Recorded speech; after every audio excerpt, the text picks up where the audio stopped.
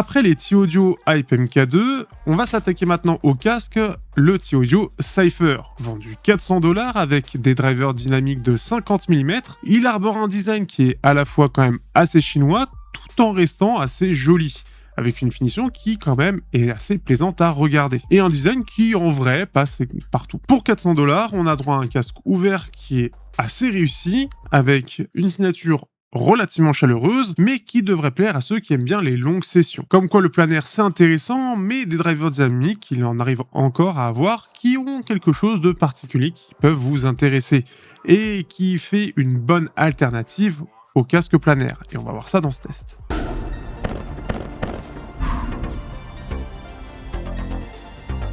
Au niveau du design, on se retrouve ici avec un casque donc supraoral qui fait le tour de l'oreille, avec un côté assez ovale pour le coup, ce qui fait que en termes de confort, personnellement, j'ai plutôt bien apprécié. Il existe plus large comme par exemple les HD 650, 660. Donc ici, pour les grandes oreilles, ça pourra paraître peut-être un petit peu trop étroit. On appréciera tout de même le fait qu'on puisse décoller magnétiquement, et ça en termes de praticité, c'est quand même génial, les pads qui sont pour le coup en tissu. À voir justement s'il y en a d'autres, et donc permettre d'avoir un son encore plus fermé et surtout un peu plus de basse. On va avoir une finition qui est elle assez jolie tout en restant sur le côté assez chinois, c'est reconnaissable, mais ça reste encore assez subtil par rapport à d'autres casques qui en font des caisses. On a une finition qui fait vraiment carbone ici, c'est assez sympathique, et ici l'arceau est peut-être un poil pas assez, mais après c'est l'habitude, pas assez large pour la tête, ce qui fait que pour certains, peut-être que ça appuiera un peu trop. Personnellement, pendant mes heures des cours, j'ai pas eu de soucis. On va pouvoir aussi tourner le casque pour le mettre à plat et on va aussi expliquer pourquoi. Au niveau connexion, on est sur du 3.5 mm et avec un câble qui est vraiment qualitatif, je trouve. Il est vraiment réussi et par défaut en 3.5 mm avec un adaptateur 6.5, tout ce qu'il y a de plus classique. Ce que j'apprécie dans tout ça, c'est aussi sa pochette qui, pour le coup, déjà est super classe. Déjà, je trouve que le casque est plutôt joli. Mais alors, vraiment, cette petite pochette, elle est classe et elle est fine.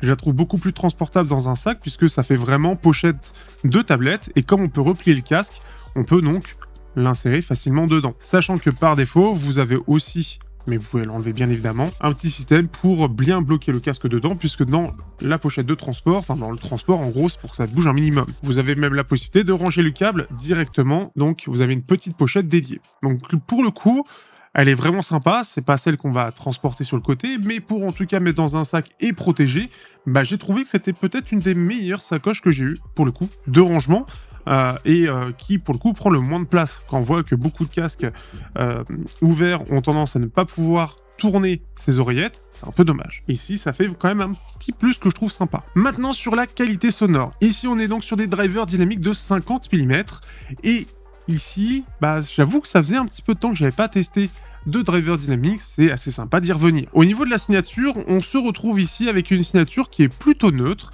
assez douce et même un peu chaleureuse, voire même un petit peu orientée sur les médiums. Vous avez la courbe de fréquence et pour voir justement et préciser, on peut voir notamment que dans les bas médiums, ce qu'ils appellent les low mid, et dans les médiums, c'est un petit peu plus en avant et ça se ressent. On va avoir des voix qui vont être un peu plus en avant dans la scène et qui ont pas mal de corps sans pour autant être voilées ou quoi que ce soit. C'est plutôt bien équilibré mais surtout un peu plus chaleureux. Ce qui va être sympa pour ceux qui aiment bien entendre particulièrement les voix, mais qui veulent qu'elles aient du corps. Et notamment, par exemple, tout ce qui est style un petit peu jazzy, trip-hop, etc., ça va en profiter pleinement sans pour autant en faire des caisses. On est sur un format ouvert, mais le driver dynamique arrive à bien se débrouiller dans les basses.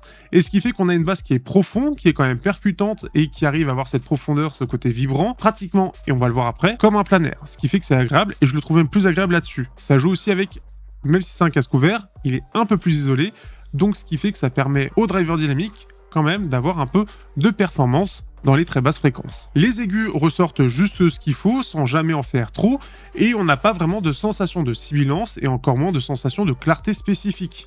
Au contraire, je trouve que le casque est assez doux et on n'a jamais cet effet métallique ou cet effet de grande extension. D'une part parce que c'est un driver dynamique et dans les très hautes fréquences, c'est là où il va avoir ses faiblesses, contrairement au plein air.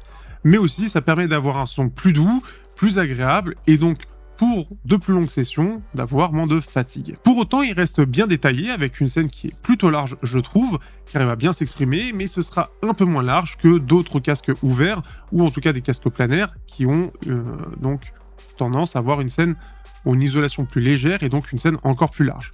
Ça reste très bon et très bien équilibré, surtout au vu de sa signature qui est bien maîtrisée. Je l'ai testé sur du métal et notamment de l'électro, ça passe extrêmement bien. Ce que j'apprécie notamment, c'est le fait que ce soit jamais agressif et en plus de ça, que c'est plutôt facile à alimenter. On a une bonne ampleur générale et on va voir justement dans les comparaisons qu'il n'a clairement pas à rougir face à la concurrence. Pour commencer, on va parler de Sennheiser avec le HD 550 qui est en gros un HD 660 mais un peu plus... ou un HD 600 un peu plus basseur, mais très légèrement, faut pas déconner non plus. Et ça reste vraiment léger. Le truc, c'est que techniquement, bon, déjà, il est moins cher, mais techniquement, ça se ressent. On est un cran en dessous en termes de détails, mais aussi en termes de signature, on le voit clairement. Au niveau des basses, ça s'effondre. Et en plus de ça, on a des extrêmes aigus qui, eux, ont un petit pic de clarté, histoire de mettre un peu plus en avant les détails.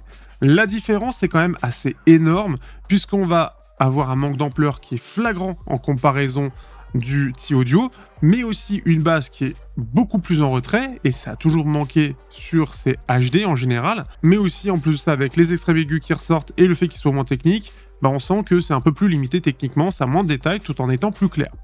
Globalement, je trouve que le T-Audio est plus équilibré que le Sennheiser est un peu plus orienté sur la clarté et moins technique. Plus intéressant quand même, on a le HiFiMan édition XV qui date d'il n'y a pas si longtemps en plus de ça et qui était proposé à peu près au même prix.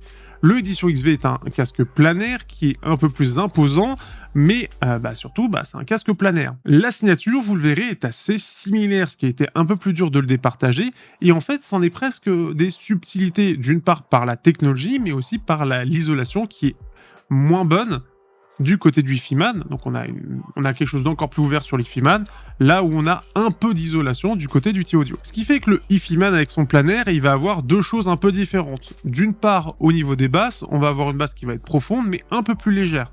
On sent qu'elle est un peu moins dense, elle a un peu moins de présence, et ce qui fait que là-dessus, le T-Audio est meilleur. On sent qu'on a un peu plus de basse, on en profite un peu plus. Au niveau des médiums, on est à peu près pareil, mais encore une fois, parce que le HiFiMan est plus ouvert, on va avoir des voix qui vont avoir moins de corps, ça va se ressentir. Et l'autre chose qui va se remarquer, parce que la signature est vraiment similaire, c'est le fait qu'on ait une très grande extension sur l'HiFiMan, et on a quand même quelque chose qui est un peu plus en avant au niveau des extrêmes aigus. On va sentir que ça fait un effet un peu plus métallique, un petit peu plus artificiel parce que ça pousse un petit peu plus les extrêmes aigus, mais surtout aussi qu'il y a une plus grande extension.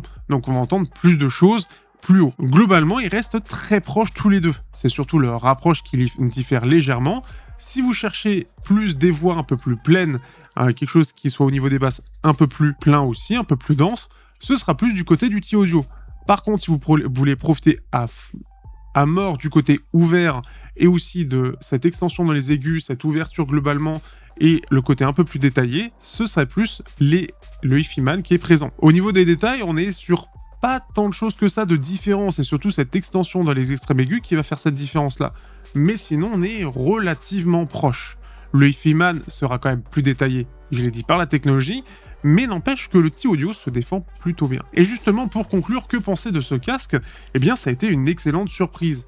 Parce que pour 400 $ sur un driver dynamique, en général, aujourd'hui, on va beaucoup plus aller sur du driver planaire pour son côté technique.